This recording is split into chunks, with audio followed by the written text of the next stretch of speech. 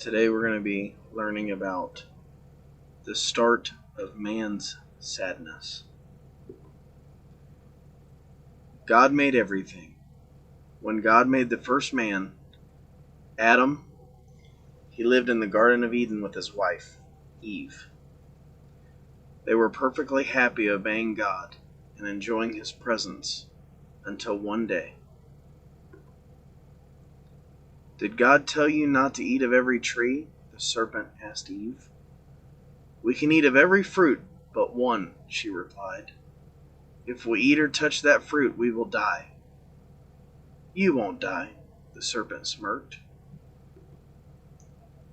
"You'll become like God." Eve wanted the fruit of that tree. She listened to the serpent and ate the fruit. After Eve disobeyed God, she led Adam to eat the fruit also. Adam should have said no. "I will not disobey God's word." When Adam and Eve sinned, they both knew they were naked. Sewing fig leaves into aprons, they covered themselves and hid in the bush from God's presence. In the cool of the evening, God came to the garden. He knew what Adam and Eve had done. Adam blamed Eve. Eve blamed the serpent.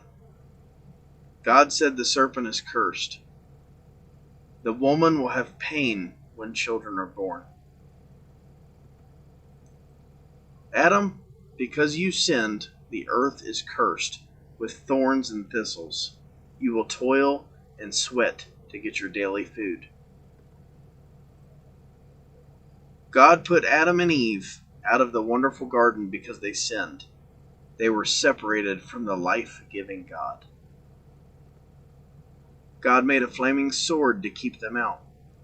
God made coats of skin for Adam and Eve. But where did God take the skins from?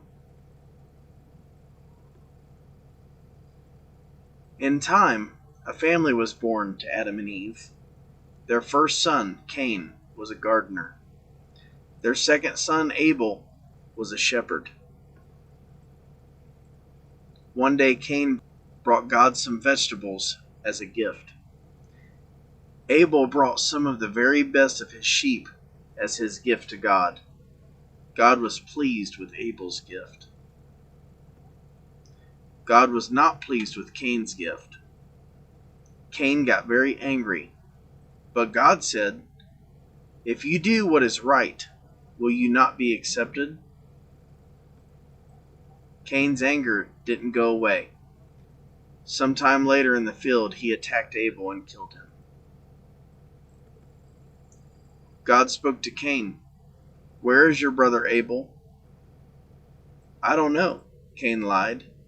"Am I my brother's keeper?" God punished Cain by taking away his ability to farm and making him a wanderer. Cain went out from the presence of the Lord.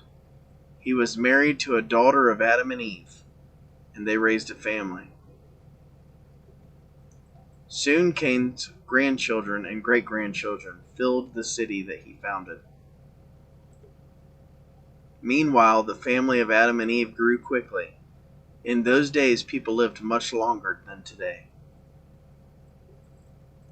When her son Seth was born, Eve said, "God gave me Seth to replace Abel." Seth was a godly man who lived 912 years and had many children. In the world, people became more and more wicked as one generation followed another. Finally, God decided to destroy mankind. And all the beasts and birds, God was sorry he made man. But one man pleased God. This man was Noah, a descendant of Seth. Noah was righteous and blameless. He walked with God. He also taught his 3 sons to obey God. Now God planned to use Noah in a very strange and special way. This is the start of man's sadness, a story from God's Word that's found in Genesis chapter 3 to chapter 6. Thank you for watching. I'll see you guys again next week.